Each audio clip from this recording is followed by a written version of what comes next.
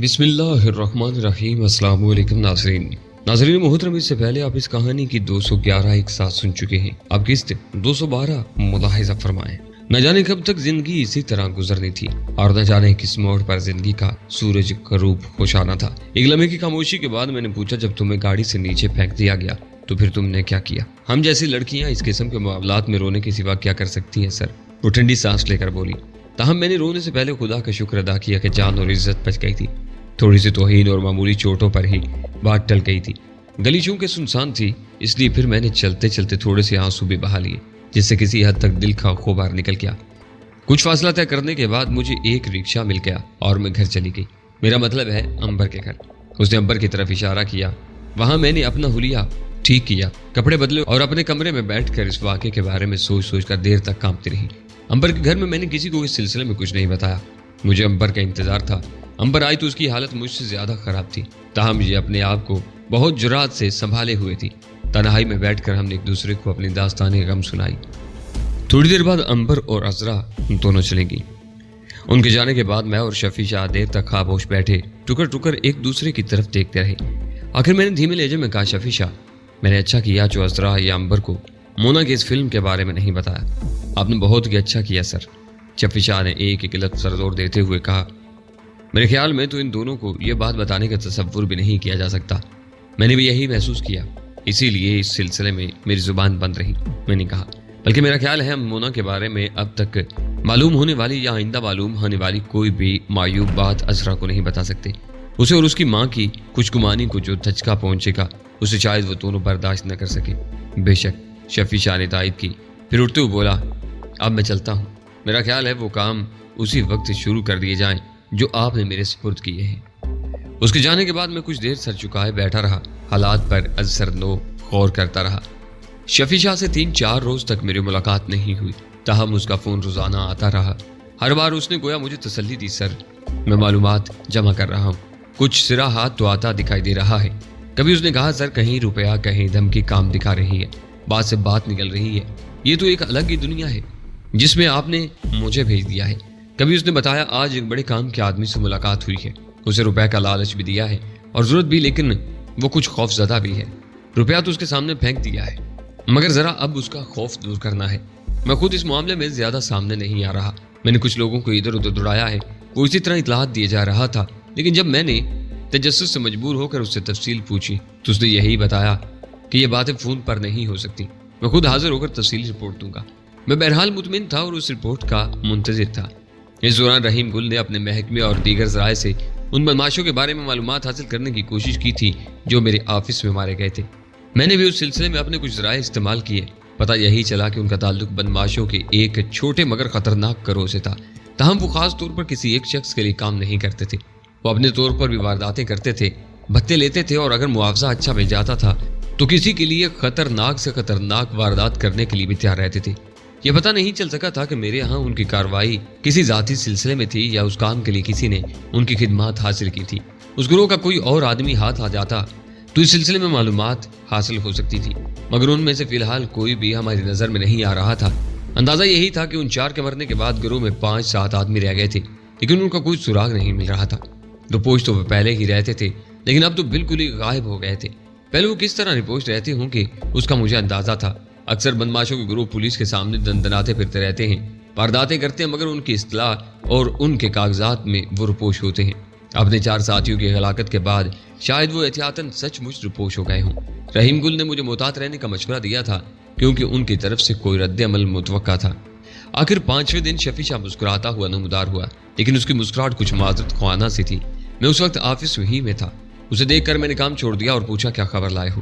سر، خبریں شاید اتنی امید افزا نہیں ہیں جتنی میں سمجھ رہا تھا۔ میں اپنی بھاگ دوڑ کے دوران کافی پرجوش اور پر امید تھا، لیکن میں نے جو کچھ معلوم کیا ہے وہ شاید آپ کو اتنا اہم محسوس نہ ہو۔ تمہید کو چھوڑو، اصل بات کرو، میں نے کہا۔ سر، بعض اوقات یہ بھی ہوتا ہے کہ انسان جو کچھ معلوم کرنے جاتا ہے وہ معلوم نہیں ہو پاتا، کچھ اور ہی معلوم ہو جاتا ہے، مگر وہ بات بھی اپنی جگہ اہم ہوتی ہے اور اصل موضوع سے اس کا تعلق ہوتا ہے۔ اس نے گویا مجھے سمجھانے کی کوشش کی، یار ٹھیک ہے، اگر تم کوئی کام کی بات معلوم نہیں کر سکے تو اس میں اتنا شرمانے کی ضرورت نہیں ہے۔ میں نے اسے تسلی دی، جو معلوم ہوا ہے وہی بتا دو۔ سر، سب سے پہلے تو میں نے اس پینٹنگ کے بارے میں معلوم کرنے کی کوشش کی تھی۔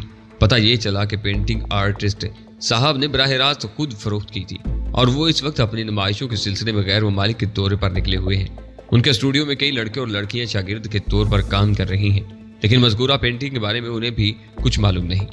बहरहाल मुझे उनके गैर ममालिक के जो नंबर मिल सके उन पर भी राब्ता करने की कोशिश की गई, लेकिन राब्ता नहीं हो सका। ये कोशिश अभी जारी रहेगी, लेकिन लगता यही है कि उनकी वापसी पर ही कुछ मालूम हो सकेगा। हमारे आर्टिस्ट बाहर जाकर खो जाते हैं, ये कामयाबी अमेज नाकामी है सर। वो जरा अजीब खर बोला। इस बात की तस्दीक नहीं हो सकी कि उन फिल्मों का कैमरामैन जफर जमाल था, बल्कि एक और आदमी के बारे में मालूम हुआ है कि वो यकीनी तौर पर इन फिल्मों का कैमरामैन रहा होगा।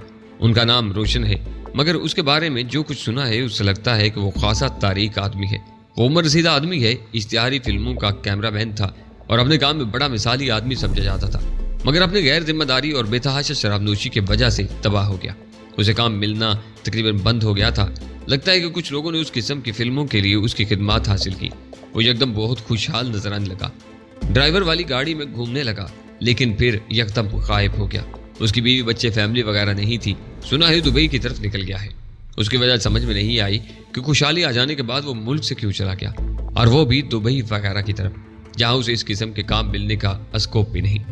शफीशा के जरिए जो भी मुझे मालूमात हासिल हुई थी उनमें काबिल जिक्र बात सिर्फ एक दो ही थी। एक बात तो ये कि उस तरह की फाहिश फिल्में बनाने के लिए उन लोगों ने स्पेशल एक क्लब बनाया हुआ था, जिनमें लोगों को रजिस्टर करने के बाद उस सिनेमा हाउस में बिठाकर फिल्में दिखाई जाती थी। दूसरी बात यह थी कि उस क्लब में मेरा दोस्त रमजान सेठ भी शामिल था, मतलब कि वो भी उस क्लब का मेंबर था। अब मुमकिन था अगर कोई सुराग मुझे मिल सकता था तो वो सेठ रमजान के जरिए मिल सकता था। इसलिए मैंने सेठ रमजान से मिलकर बात करने का फैसला किया और सेठ रमजान के पास पहुंच गया। स्टार्ट में तो उसने बसों पेश से काम लिया, मतलब कि उसे डर था कि कहीं उसे ये राज खोलने पर कत्ल न कर दिया जाए। मुझे अंदाजा हो गया था कि उधर हकीकत कुछ ऐसा खौफसदा नहीं था, वो सिर्फ मुझे तंग कर रहा था। वो मोबाइल फोन जेब से निकालते हुए बोला, फरमाइश तो मैं अभी करके देख लेता हूँ, लेकिन मुझे उम्मीद नहीं है कि फरमाइश पूरी होगी। अगर पूरी होना होती तो उसी वक्त हो जाती। तुम कहाँ फोन करने लगे हो? मैंने पूछा। उसी कोठी पर जहाँ शो चलाए जाते हैं। राब्ते का जरिया सिर्फ वही एक शख्स है जो वहाँ मौजूद रहता है, उसने जवाब दिया। मैंने उसे नहीं बताया कि उस शख्स को हम उठवा चुके थे और उससे हमें कोई खास बात मालूम नहीं हो सकी थी। कम अज कम लड़की के बारे में तो कोई मालूमात हासिल नहीं हो सकी थी। अलबत्ता उनके धंधे और तरीकाकार की तफसील उसी से मालूम हुई थी। उसी से चंद मेंबरों के नाम मालूम हुए थे, जिनमें सेठ रमजान का नाम भी शामिल था। बहरहाल अब सिनेमा क्लब के मेंबर की हैसियत से सेठ रमजान का उस शख्स से रब्ता करना कुछ और मानी रखता था। उसने वो नंबर मिलाया और रब्ता होने के बाद कोड वर्ड्स के से अंदाज में दो तीन इधर उधर के जुमले बोलने के बाद नीची आवाज में बात करने लगा। उसके बात करने का अंदाज गोल मोल सा था। वहां फिल्मों के गालबन सीरियल नंबर होते थे और उसी नंबर के हवाले से उस फिल्म वाली लड़की को पहचाना जाता था। सेठ रमजान को वो सीरियल नंबर याद नहीं रहा था जो हमारी मालूमात में शामिल था। उसमें ऐसा कोई नंबर नहीं था, शायद वो सिर्फ प्रोजेक्टर से फिल्म देखने वालों को ही मालूम होता था। मैंने चिट लिख कर रमजान की तरफ बढ़ाई। चिट पर मैंने लिखा था, उसका नाम मोना है, तुम उस नाम से उसके बारे में पूछ सकते हो। उस फिल्म की कुछ निशानियां बताकर लड़की के बारे में पूछ रहा था। उसने चिट पढ़कर उंगली हिलाकर इशारा किया कि वो ऐसा नहीं कर सकता। उसने बात जारी रखी, ताहम बात जल्द ही खत्म भी होगी। उसने फोन बंद कर दिया और कराहने किसी अंदाज में बोला, तुम मुझे और भी मरवाने का बंदोबस्त कर रहे थे कि मैं लड़की का असल नाम लेकर उसके बारे में पूछना शुरू कर दूं। वो तो पहले ही मेरे बारे में शक में पड़ गया था। मैंने यूं ही उस लड़की के बारे में पूछा, उसने उल्टा मुझसे सवालों जवाब शुरू कर दिए कि अचानक उसका ख्याल कैसे आ गया मुझे तो उससे जान छुड़ाना मुश्किल हो गई थी। मैं अगर ये भी जाहिर कर देता कि मुझे उस लड़की का नाम भी मालूम था तो फिर उसे यकीन हो जाता कि कोई गड़बड़ है। अगर उसका लड़की भेजने का कोई इरादा होता तब भी वो इनकार कर देता। सेठ रमजान इतना गधा नहीं था जितना नजर आता था। उसने अकल की बात की थी। उसके दिमाग के कुल पुर्जे ठीक तरह काम कर रहे थे। मैंने पूछा, उस शख्स ने जवाब क्या दिया? वही जिसकी मुझे तवक्को थी। सेठ रमजान ने ठंडी सांस लेकर जवाब दिया। उसकी यूं ही समझ में आया कि मैंने किस लड़की का जिक्र किया है। उसने फौरन इनकार कर दिया। उसका कहना है कि उस लड़की से उनका कोई ना तो कॉन्टैक्ट रहा है और ना ही कॉन्टैक्ट रहा है। उनके बिजनेस के दायरे से वो निकल चुकी है। मेरे दिल में मायूसी की एक लहर उभरी। मैंने महज एक मुहूम सी उम्मीद के सहारे से रमजान को आगे बढ़ाया, लेकिन कोशिश नाकाम रही थी। लगता यही था कि मुझे किसी तरह से मदद मुयस्सर आने का इम्कान कम ही था। इस सिलसिले में जो कुछ भी करना था वो मुझे और मेरे साथियों को ही करना था।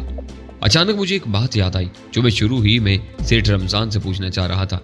मुझे पता चला है कि ये कोठी किसी और ने किराए पर ली हुई है, लेकिन अभी तक ये पता नहीं चला कि किसने ली थी। मालूम होने में देर इसलिए हो रही है कि कोठी का मालिक कहीं बाहर है, تمہیں اگر اس سلسلے میں کچھ معلومات حاصل ہیں تو بتاؤ، کیوں نہیں؟ یہ بات تو تم پہلے ہی مجھ سے پوچھ لیتے۔ وہ اطمینان سے بولا، ابے ہونک، اگر مجھے پوچھنے میں دیر ہو گئی تھی تو تم خود ہی بتا دیتے۔ میں نے دانت پیس کر کہا، کیا تمہیں اندازہ نہیں کہ یہ اہم بات ہے؟ یار میری نظر میں تو یہ سارا چکر ہی اہم نہیں۔ وہ انگڑائی لے کر بولا، پتہ نہیں تم پر کیا دورہ پڑا ہے جو تم اسے اتنی اہمیت دیے جا رہے ہو۔ تم پر ہر تھوڑے دن بعد اس قسم کا کوئی نہ کوئی دورہ پڑتا رہتا ہے، اس لیے تم دنیا کے سارے عیش و آسائش میسر ہونے کے باوجود اکثر خود کو مصیبت میں ڈالے رکھتے ہو۔ بہرحال اگر میرے بتانے سے تمہاری تکلیف میں کمی ہو سکتی ہے تو بتا دیتا ہوں، وہ کوٹھی مکرم مختار بیگ نے لمبے ایگریمنٹ پر کرائے پر لی ہوئی ہے۔ یہ بات مجھے یقینی طور پر معلوم ہے، بہت کم لوگوں کو اس بات کا پتہ ہوگا۔ اس بارے میں تفصیلاً بات پر کم از کم ہمارا آدھا گھنٹہ صرف ہوا۔ پیٹ پوجا کرنے کے بعد سیٹ رمضان رخصت ہو چکا تو میں نے شفیع شاہ سے رابطہ قائم کیا اور اسے بتایا کہ یہ معلوم کرنے کے سلسلے میں وقت ضائع کرنے کی ضرورت نہیں تھی کہ وہ کوٹھی کس کی تھی اور کس نے کرائے پر لی تھی۔ یہ بات سیٹ رمضان سے معلوم ہو گئی تھی۔ اس کے بعد ہم ایک بار پھر بند گلی میں کھڑے تھے۔ آگے بڑھنے کے لیے ہمارے پاس کوئی سراغ نہیں تھا۔ امبر جتنی مرتبہ بھی فائلیں کاغذات وغیرہ لے کر میرے پاس آتی تھی، پر امید نظروں سے میری طرف دیکھتی تھی کہ شاید میں اس سلسلے میں اسے کوئی خبر سناؤں گا۔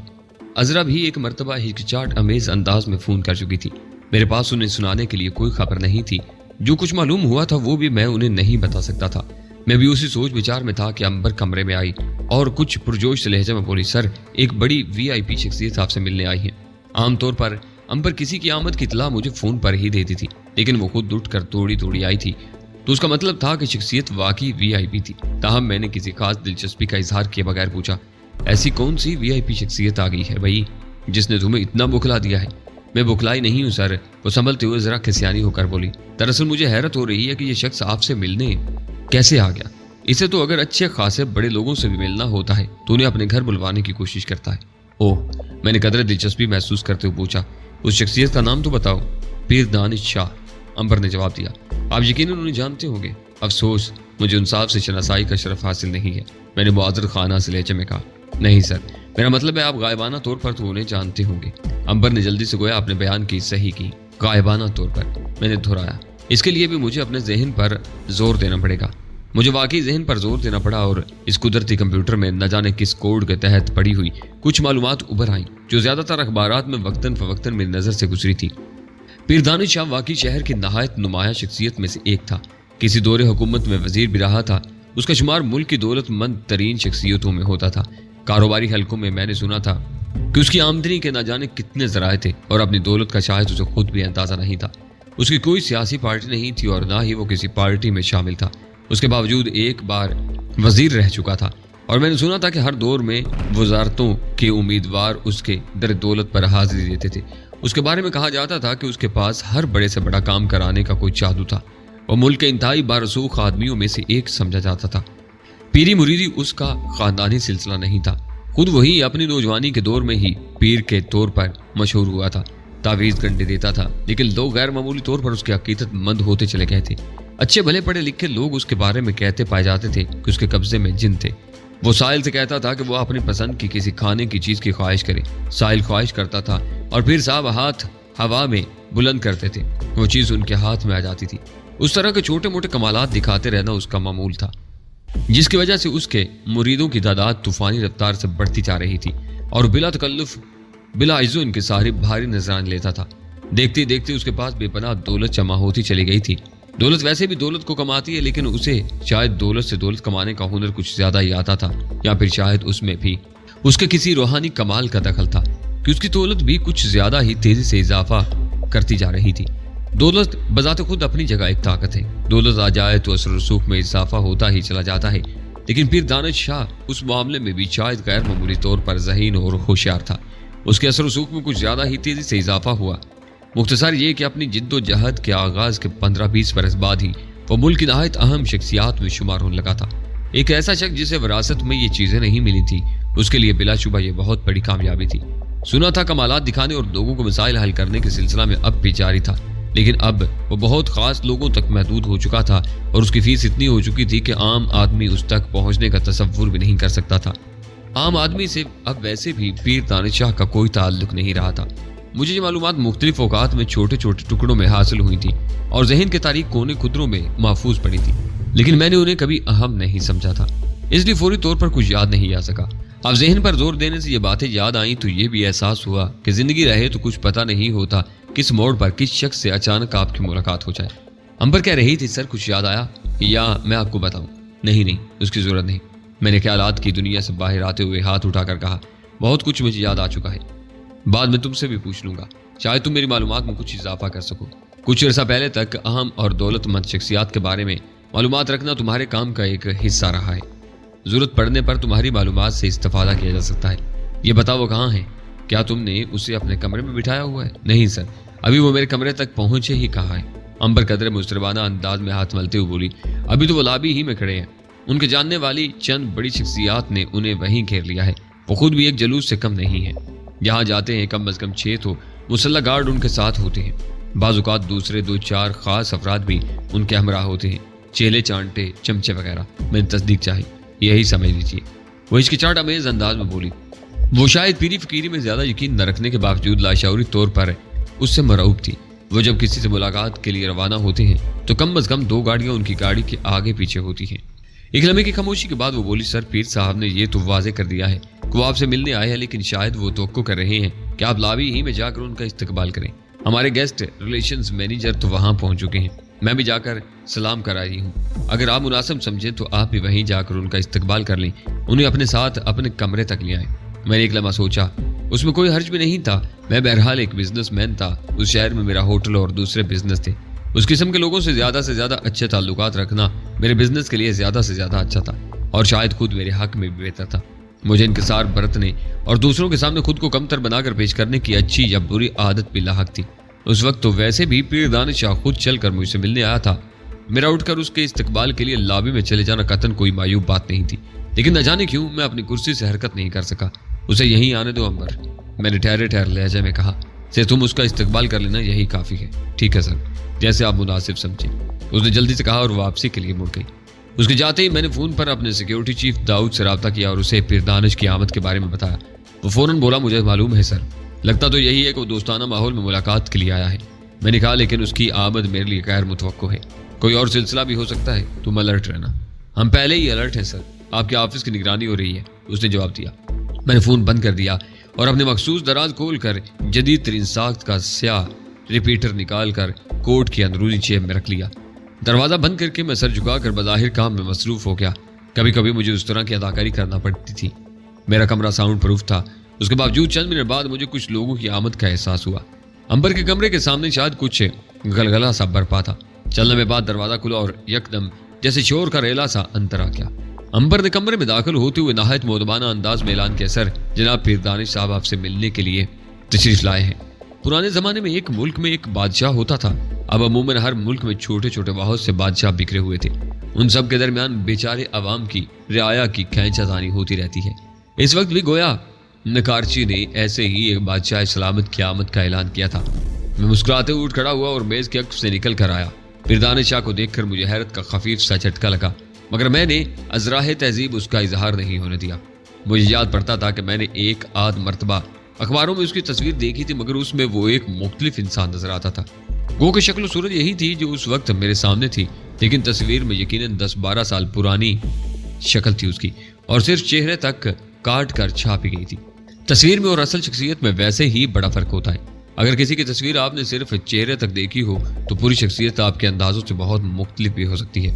میں نے تصویر میں جس پیر دانش کو دیکھا تھا، اس کے لمبے سیاہ بال پیچھے کو سیدھے کنگھی کیے گئے تھے اور بہت ہی ہموار انداز میں اس کے سر سے چپکے ہوئے تھے۔ چہرے پر نہایت باروب گھنی داڑھی مونچھیں تھیں، آنکھیں تاریک شیشوں کی اینک کے عقب میں چھپی ہوئی تھی۔ اس کا چہرہ اب بھی کم و بیش ایسا ہی تھا، فرق صرف یہ تھا کہ عمر کے 10-12 سال کے اضافے کی وجہ سے وہ چہرہ زیادہ چوڑا چکلا، زیادہ پھولا پالا سا دکھائی دے رہا تھا۔ اس کے علاوہ اس کی اصل رنگت کا پتہ چلا تھا جو گہری سانولی تھی۔ اس کے سر پر کسی شاہی تاج کسی ساخت کی تقریباً 1 فٹ اونچی ٹوپی تھی، جس میں اس کا سر تو چھپ گیا تھا، لیکن ٹوپی کے کناروں سے بہرحال اس کے لمبے بال شانوں تک پہنچے ہوئے تھے اور ان میں سفیدی نمایاں طور پر چھلک رہی تھی۔ تاج نما کامدار ٹوپی کا مقصد غالباً صرف اپنی شخصیت کے پیرانہ تاثر کا اظہار کرنا ہی نہیں، بلکہ اپنا قد بڑا ہونے کا تاثر دینا بھی تھا، کیونکہ اس کا اصل قد شاید 5 فٹ سے بھی کم تھا۔ اس کے ساتھ اس کی جسامت بھی مضحکہ خیز تھی، وہ جتنا لمبا تھا تقریباً اتنا ہی چوڑا معلوم ہوتا تھا۔ پیر دانش شاہ کے پیچھے پیچھے واقعی ایک چھوٹا سا جلوس کمرے میں آ گیا۔ 6 मुसल्ला गार्ड्स ने उसे यूं नीम दायरे में लिया हुआ था और वो यूं अपनी क्लचंकों वगैरह थामे हुए थे जैसे किसी भी लम्हे उनके पैर पर कातलाना हमला होने वाला हो। 3 अफराद बगैर गन्नों के भी थे। वो हाथ बांधे सर झुकाए नहायत मोदबाना अंदाज में सबके पीछे कमरे में दाखिल हुए। उनके चेहरों पर गंभीर संजीदगी गोया वो दिल ही दिल में कोई अमल पड़ रहे हो। ऑफिस का कमरा खासा तवीलो अरीज था, लेकिन इतने अफराद के उस तरह फैल कर खड़े होने और पहले ही से मौजूद भारी भरकम फर्नीचर की वजह से भर सा गया था। मैंने आगे बढ़कर मुसाफिर के लिए हाथ बढ़ाते हुए और गर्दन को जरखम देते हुए खुशखल्की से कहा, खुश आमदीद पीर साहब, आपने तशरीफ लाकर मुझ गरीब को और मेरे छोटे से होटल को बड़ा एहसास बख्शा है। उसने खच खच की सी आवाज के साथ हल्का सा कहका लगाते हुए मुसाफा किया। उसका हाथ क्या था, गोया एक ईंट थी जो उसने मेरे हाथ में थमा दी थी। हाथ भी तकरीबन चौकोर था और पत्थर की तरह सख्त था। उससे मुझे अंदाजा हुआ कि उसका पूरा वजूद ही शायद छोटी सी एक चलती फिरती चट्टान था। मुसाफा करते ही उसने अपने सब आदमियों को इशारा किया, बाबा तुम सब लोग बाहर जाओ, हमें अफजल साहब से तन्हाई में मुलाकात है और बातचीत करनी है। मैंने अंबर को इशारा किया, इन तमाम हजरात को अपने कमरे में बिठाओ और पूरी तरह इनकी खातिर मदारत करो। सब लोग सर झुकाकर अंबर के पीछे पीछे कमरे से रुखसत हो गए। फिर दानिश शाह गोया मुझे सिर्फ उसकी झलक दिखाने के लिए अंदर लाया था। मेरा ख्याल था कि वह फरौन सिर्फ शख्स होगा, लेकिन अपने आदमियों की जाते ही उसने आइज़ी इंकिसारी का मुजाहरा करके मुझे हैरान कर दिया। वो दोनों हाथ जोड़ते हुए इजाजत अमेज लहजे में बोला, बाबा ये तो आपकी इंकिसारी है जो आप खुद को गरीब और इस होटल को छोटा बोलते हैं। ये आपके बड़ेपन की निशानी है। जो आदमी अंदर से बड़ा होता है वो कभी अकड़ का बात नहीं करता। हमें आप में बड़ेपन की निशानी नजर आ गई है। हमें यही उम्मीद थी और इसी उम्मीद के सहारे हम चलकर आपके पास आए हैं। हम भी अपने आप को बहुत छोटा आदमी समझते हैं बाबा, खल्क के खादिम हैं।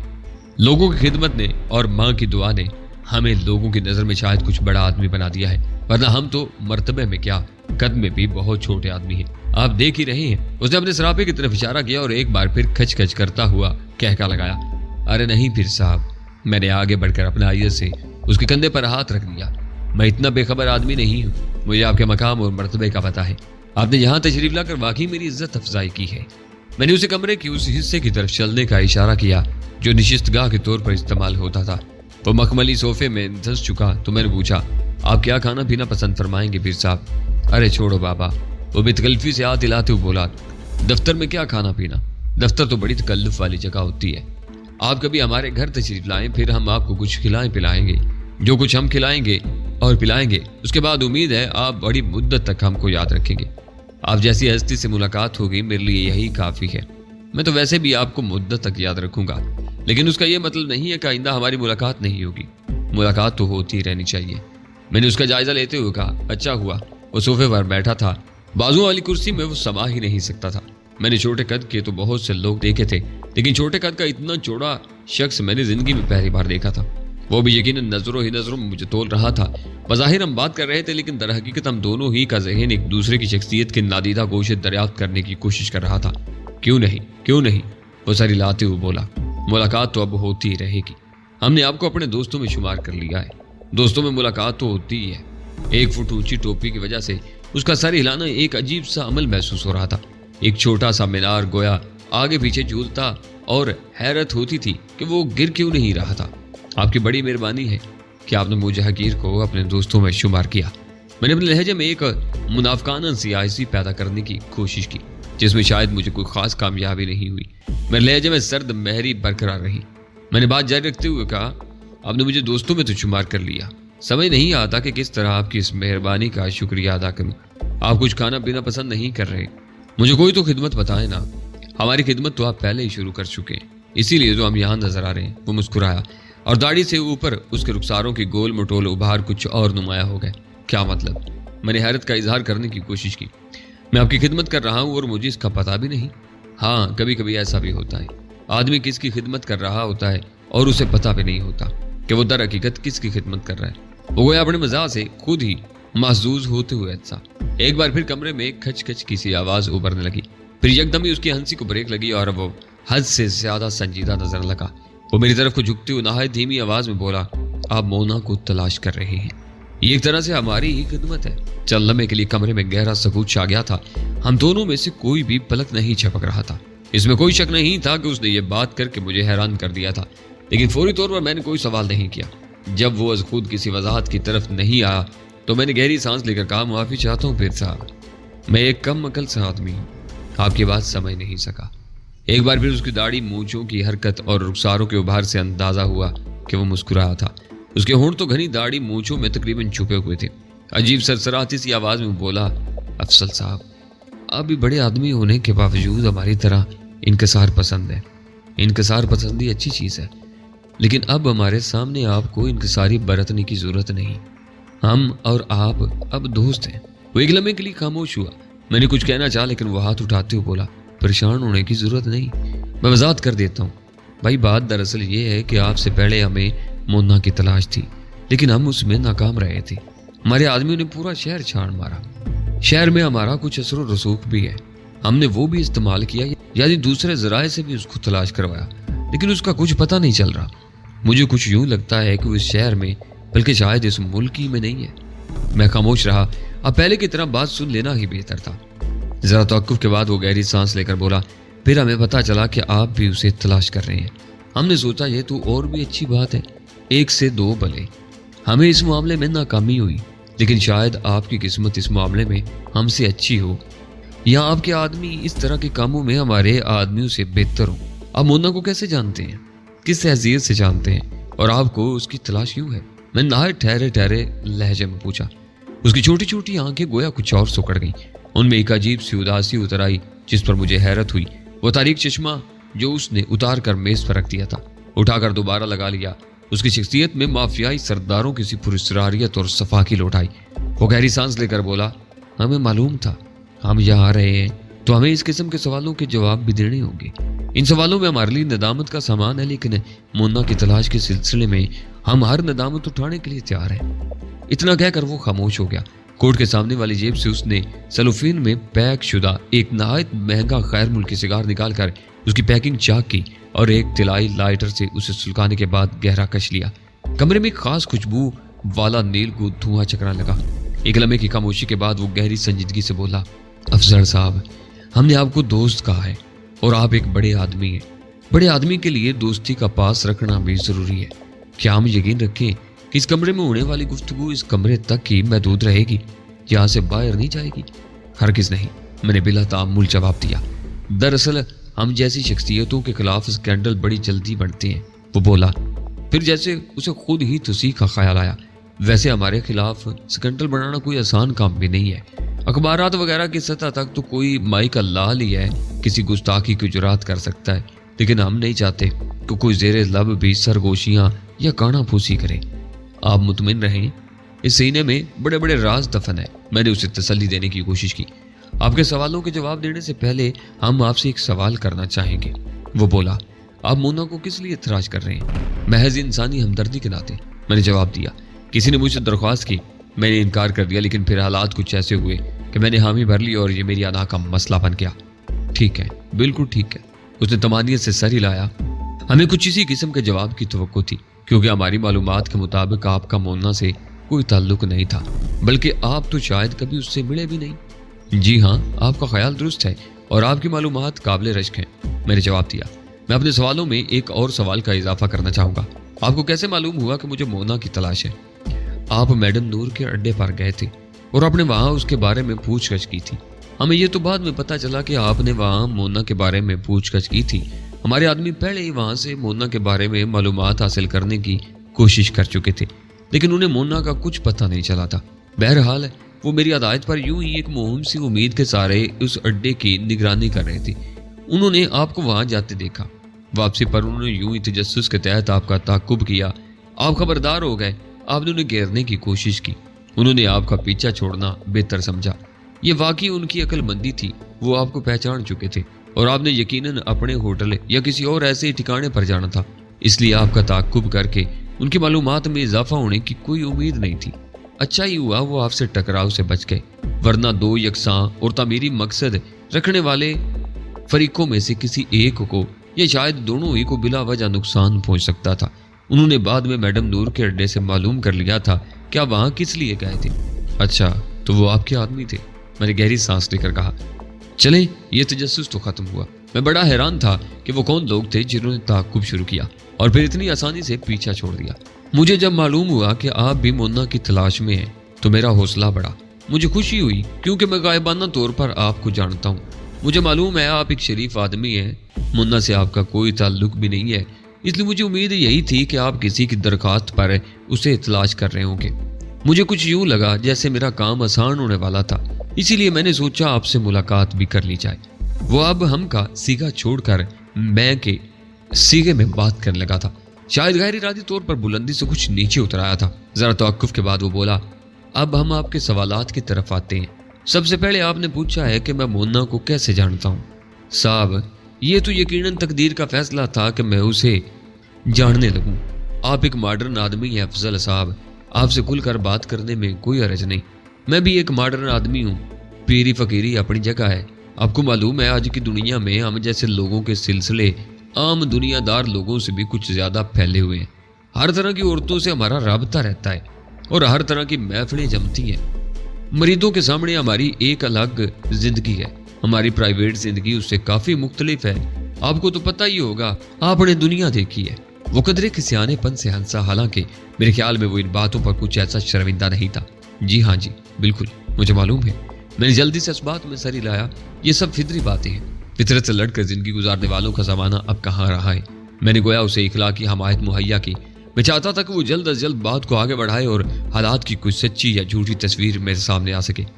وہ پرخیال سے انداز میں مونچھ کو بل دیتے ہوئے بولا، منا کو ایک رات میری خدمت میں پیش کیا گیا تھا۔